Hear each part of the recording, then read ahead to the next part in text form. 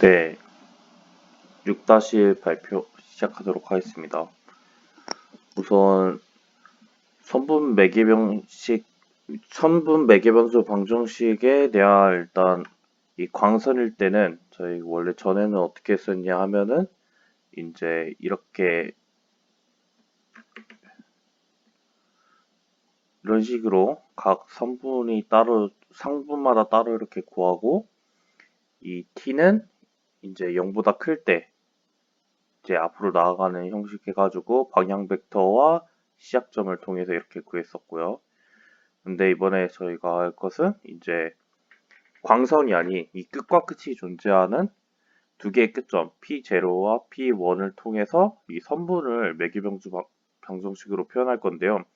우선 시작점은 P0라고 이렇게 정의를 해뒀고 방향 벡터는 P1-P0라고 봤을 때 이제 이 선분을 어떻게 정의할 수 있느냐 하면은 이 아래 보이는 PT는 P0 플러스 T P1-P0 이렇게 표현할 수 있는데 이거는 이제 정리를 하게 되면 1-T P0 플러스 T P1이 되게 됩니다. 여기서 PT가 의미하는 것은 무엇이냐면은 이 선분 위에 있는 점에 대한 정보를 나타내고 있는데요. 이때 이 T는 0과 1 사이이고 이 T는 이 각각 이 성분의 이 점에 대한 가중치로 이렇게 들어가게 돼서 이제 이 1-t와 t 사이의 이 가중치를 통해 이 어느 위치에 존재하고 있는지 이렇게 pt가 이렇게 결정된다는 이야기죠. 네, 그리고 이것에 대한 이제 컨트롤 포인트는 p0와 p1 두 가지고 이것도 마찬가지로 이 세 가지 성분이 따로따로 이렇게 존재하게 됩니다. 이 P0와 P1 이 두 가지는 이 두 점에 대한 이 선분은 선형 보관인데 이게 무슨 의미냐?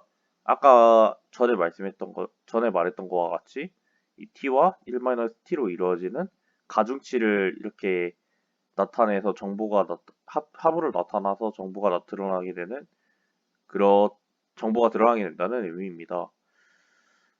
또 이 길이 같은 경우에는 이제 이 나눠진 이 PT 이 점으로 나눠진 이 길이 같은 경우에는 이 끝점에 있는 이제 t에 대한 이렇게 가중치로 인해서 이렇게 결정이 됩니다. 길이가.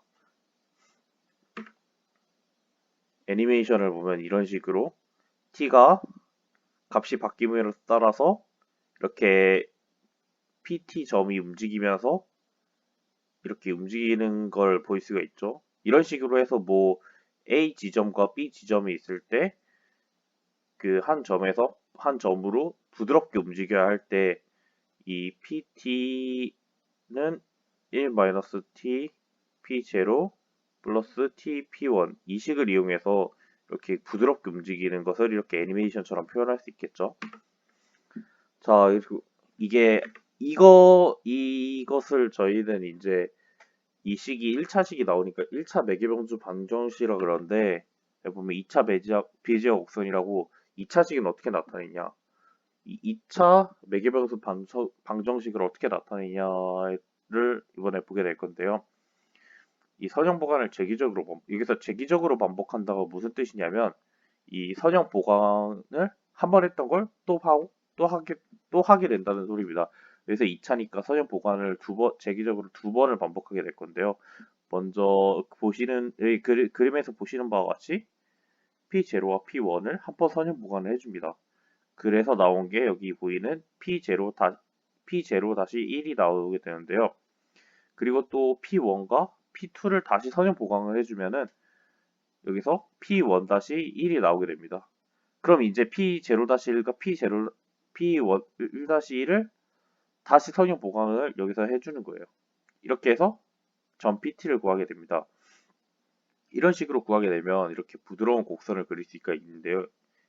이것을 2차 베지어 곡선이라고 부르게 됐고 이 P0와 P2 같은 경우에는 양 끝점은 도달하는 위치 P1은 이렇게 직선이 있는 거를 활시처럼 위로 당겨준다는 당겨준다는 그런 느낌으로 이해하시면 될 것 같습니다.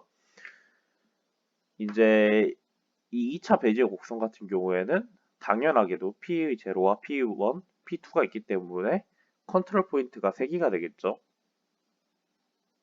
그리고 그 전에 식이 이렇게 그 전에 이제 1차 매개병수 방정식이 이렇게 나왔다면 이제 그 사이에서 매개병수 방정식을 한 번 더 해준 거니까 재기적으로 했으니까 한 번 더 해준 거니까 이렇게 2차식이 나오게 돼서 제곱이 나오게 해서 이게 이제 이거를 갖다가 2차식이 나오게 해서 풀어주면 이렇게 나오게 되겠죠.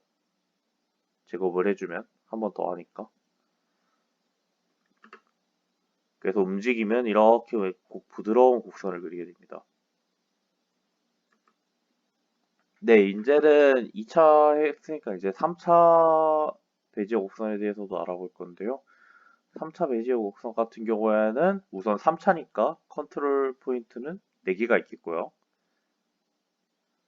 마찬가지로 이제 그림 보시면 이제 끝점 P0와 P3 같은 경우에는 이제 이어져 있는 시작점으로서 곡선에 이렇게 이어져 있게 나타나고 P1과 P2는 이 끌어당기는 쪽으로 이렇게 끌어당기는 역할을 하게 됩니다. 이게 만약에 나중에 뒤에 가면 설명드릴 건데 이게 만약에 바뀌면은 이 무조건 그 이어져 있는 끝점에만 연결이 돼 있으니까 이 모양도 당연히 달라지겠죠. 이거 식 같은 경우에는 이 3번 재기적으로 반복하니까 이렇게 복잡하게 식이 나왔지만 이게 사실 1-t 이제 세제곱을 해주고 여기를 pi 이런 식으로 개수마다 이렇게 넣어준 거랑 같거든요. 이걸 풀어주면 이렇게 길게 풀어서 나타내면 이렇게 나오는데 그런 식으로 해서 이제 네 이렇게 나와야 되죠. 세제곱. 네, 그래서 이렇게 이 중요한 식인데 이거 교수님이 꼭 외우라고 하셨으니까 이제 PT는 1-t 세제곱 P0 플러스 3t 1-t 제곱 P1 더하기 3t 제곱 1-t P 제곱 P2 플러스 t 세제곱 P3 이런 식으로 나오게 됩니다. 이것도 마찬가지로 뭐 선형 보강인 건 마찬가지고요. 어차피 이거 다 같이 배지어 곡선이 보강하는 걸 전제로 이제 정의를 하고 있으니까. 근데 움직임은 뭐 약간 역동적이긴 하지만 컨트롤 포인트가 4개가 다 됐다는 점에서 좀 더 유연한 곡선을 표현할 수 있고요. 네.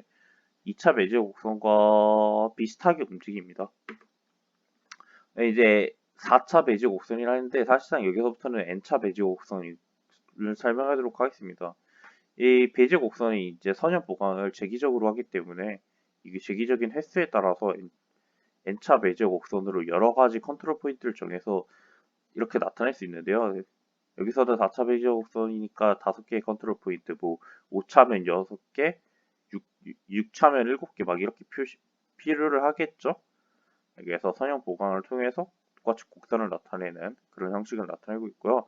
근데 이 4차 이상의 그러니까 n차 배지어 곡선 중에서 이제 4차 이상의 배지어 곡선에는 약간 뒤틀린 모양이 나타난다 그래요. 그래가지고 이것을 많이 쓰지 않는다고 하고 2차 배지어 곡선을 쓰기엔 컨트롤 포인트가 3개만 있기 때문에 너무 단순해지는 문제가 발생해서 그래픽스 분야에서는 3차 배지어 곡선 컨트롤 포인트를 4개를 사용하는 3차 배지어 곡선을 가장 많이 사용한다 합니다.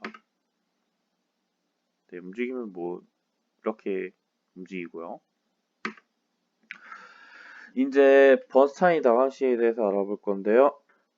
번스타인 다방식 같은 경우에는 이제 n차 배지어 곡선에서 이 아까 말했던 컨트롤 포인트를 이렇게 필요한다고 했을 때 가중치들을 이 매개변수 t에 대한 다항식으로 나타내기 위해서 이제 번스타인이라 이렇게 정의를 한 건데 이 뭐 1차식과 2차식, 3차식 같은 경우에 이렇게 나타난 걸 저희가 앞서 확인했었죠. 이랬을 때 이제 이 앞에 있는 개수들은 어떻게 알 수 있냐?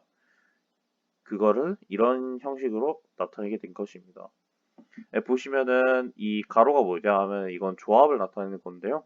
뭐 교수님이 예시를 들었던 뭐 3차 배지어 곡선 같은 경우에는 뭐 0번째 같은 경우는 첫 번째 같은 경우는 뭐 3, 1 이렇게 들어가겠죠. 이제 이 i가 이제 몇 번째인지 P0인지 P1인지 P2인지 이걸 나타내는 거고요. n개는 이제 몇 차 배지의 곡선인지를 나타내는 겁니다. 이렇게 해서 이 앞에 붙는 뭐 P0 앞에 붙는 이 t에 대해 그 수치를 이 번스타인 방식으로 계산할 수 있다라는 공식으로 이렇게 나타낼 수 있습니다. 이제 베이지어 곡선에서 이제 아까 잠깐 앞에 말씀드렸던 컨트롤 포인트에 대한 순서에 대해서 이렇게 이제는 설명을 해드릴 건데요. 여기 보시는 바와 같이 이렇게 이 2차 그래프에다가 이렇게 A, B, C, D 점을 이렇게 끝점을 A와 D로 잡아서 했을 때 이 잡아당기는 지점은 B와 C이기 때문에 이런 형식의 이 2차 곡선이 이렇게 나타나게 되는데요. 이게 만약에 그 끝점이 C와 A로 잡혔다 하면은 이 A와 C는 무조건 연결돼 있어야 되고 오히려 잡아당기는 지점이 B와 D가 되기 때문에 이렇게 생김새가 다른 곡선을 형성하게 됩니다. 이제 테셀레이션이라는 거에 대해서 설명을 해드릴 건데요. 사실 저희가 이 곡선을 그릴 때 이거를 다 이렇게 막 곡선이 이렇게 부드럽게 이렇게 이어지는 게 아니라는 건 솔직히 상식으로 많이들 알고 계시잖아요. 이제 그거를 이제 설명을 해주는 건데 아까 말했던 그 매개변수 t 값이 이제 이렇게 천천히 0.0부터 이렇게 1.0까지 이렇게 쭉 증가해 나가면서 이 점을 막 찍고 이 되게 세밀한 점 사이를 이제 직선으로 그는 거예요. 예, 저희 막 그런 말 많이 하잖아요. 예를 들어서 원 같은 경우에 표현할 때 굉장히 많은 다각형들을 그러니까 뭐 다각형을 이 각의 개수를 뭐 육각형에서 뭐 천각형, 만각형 이렇게 계속 무리수로 계속 이렇게 무한대로 늘려가다 보면 언젠가 그 다각형은 이렇게 원이 된다라는 이런 거 많이 들어서 알고 계시잖아요. 이런 형식과 같이 이것을 굉장히 세밀하게 이렇게 나눠서 이 점들을 선분으로 다 이어서 우리에게 곡선처럼 보이게 만드는 그런 형식의 이제 테셀레이션이라고 합니다. 이제 이 테셀레이션을 배웠으니 이제 아핀 불변성에 대해서 넘어가 보자면 이 아핀 불변성이 뭐냐 하면은 이거를 갖다가 이렇게 처음에 컨트롤 포인트를 하고 있고 이제 이 점들을 해서 이 테셀레이션을 한 다음에 이거를 이렇게 다 찍고 이거를 돌리는 것과 컨트롤 포인트를 만들고 컨트롤 포인트를 이렇게 돌린 다음에 테셀레이션을 하는 것. 이 두 가지 방법에 차이가 없다는 게 바로 아핀 불변성인데요. 변하지 않는다. 그렇다면 만약에 보면은 이 점들을 이렇게 미리 다 찍고 나서 이렇게 돌리게 되면은 이거 하나하나 다 돌려줘야 되잖아요, 점들을. 근데 만약에 컨트롤 포인트만 이렇게 정하고 나서 컨트롤 포인트만 이렇게 돌리게 된다면 여기선 몇 개가 될지도 모르는 수많은 점들을 이 t의 매기변수 안에 들어가 있는 값이 되겠죠. 뭐 반복문이 1부터 100까지 반복문 증가량이 뭐 0.1이라면은 뭐 10개의 점을 옮겨야 될 테고 뭐 그럴 텐데 뭐 0.01이라면 100개의 점을. 근데 이거 같은 경우에는 단 4개의 점만 이렇게 옮겨주면 되기 때문에 먼저 컨트롤 포인트를 앞핀 변환을 한 다음에 이 테셀레이션을 하는 게 훨씬 메모리 쪽으로도 이 능률적으로도 효율적이라는 것을 이렇게 나타내는 것입니다. 이제 볼 것은 이제 허밋곡선인데요. 허밋곡선은 그다지 중요한 건 아닌데, 이제 보면은, 이제 저희가 맨 처음에 베지어 곡선에 대해서 배웠는데, 그 베지어 곡선을, 이 허밋곡선은 이제 저희는 이렇게 컨트롤 포인트에 이제 가중치를 넣어서 그 배제 곡선을 나타냈다면, 이 허밋 곡선 같은 경우에는 이제 이렇게 PT를 미분 방정식으로 이렇게 T에 대해서 미분을 한 다음에 그것에 대해서 이제 P0에 대한 접선의 방정식을 구하고 이제 P1에 대해서 접선의 방정식을 구하고 하는 식으로 해가지고 이 T에 0과 1을 대입을 해서 이 점에 이제 그 기울기를 이렇게 구해요.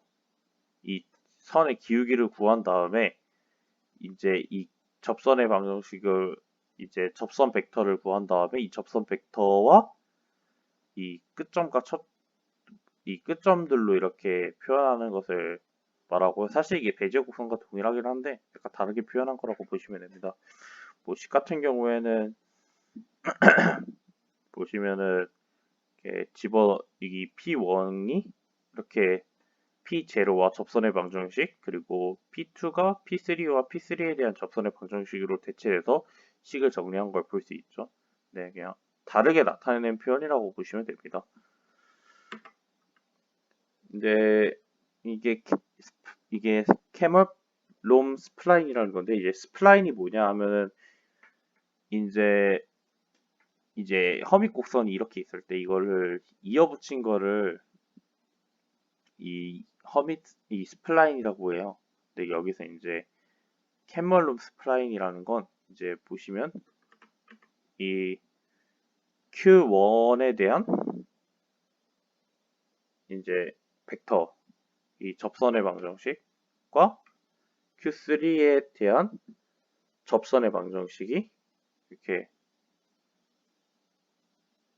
동일하게 이렇게 이어지고, 거기에 대해서 이제 P2에 대한 접선의 방정식도 동일하게 이어지는, 여기 그림에 나와 있듯이 이렇게 나와지는, 그러니까 그림을 따라서면 QI-1과 QI에 대한 접선 벡터가 QI에 대한 접선 벡터와 동일하게 이어지는 이런 형식이 이제 캔멀롬 스플라인이라고 하는데요. 이런 캔멀롬 스플라인이 어디서 사용이 되냐 하면은 이 카메라 경로에 대해서 사용이 됩니다. 이 카메라 경로가 보면 이 T0에서 시작될 때 이제 이렇게 쭉 가면서 카메라 경로, 여기가 어딘가가 이제 끝점이 있겠죠. 뭐 T가 얼마가 될지 모르겠는데 T가 1이겠죠. 어쨌든 매개변수는 1까지니까, 그죠? T가 이렇게 쭉 가면서 이제 시간초에 따라서 이 물체 사물을 비출 때 이 카메라 이동을 이렇게 자연스럽게 여기 예시야 보이는 것 같이 이렇게 나타낼 수 있는 이제 그런 방식을 표현하는데 쓰이는 거라고 생각하시면 됩니다. 여기서 i는 이 캔멀론 스프라인을 이렇게 따라가고, s는 원점, 그리고 업은 y축을 나타내고 있고요. 원점, 업은 y축, i는 이제 카메라 경로 이렇게 비추는 것은 원점을 이렇게 비추는 거고,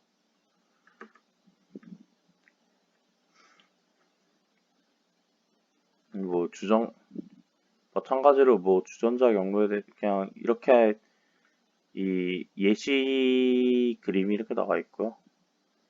네, 그냥 이런 카메라 경로를 나타내는데 캔멀롬 스플라인이라는 방식이 쓰인다. 그리고 그것은 이제 평행하게 이 두 허밋 곡선들을 이어붙인 형태의 스플라인인데 이 벡터가 접선 벡터가 같은 스플라인이다 라는 것을 알아두시면 될 것 같습니다. 네, 그럼 제 발표 여기서 마치도록 하겠습니다. 감사합니다.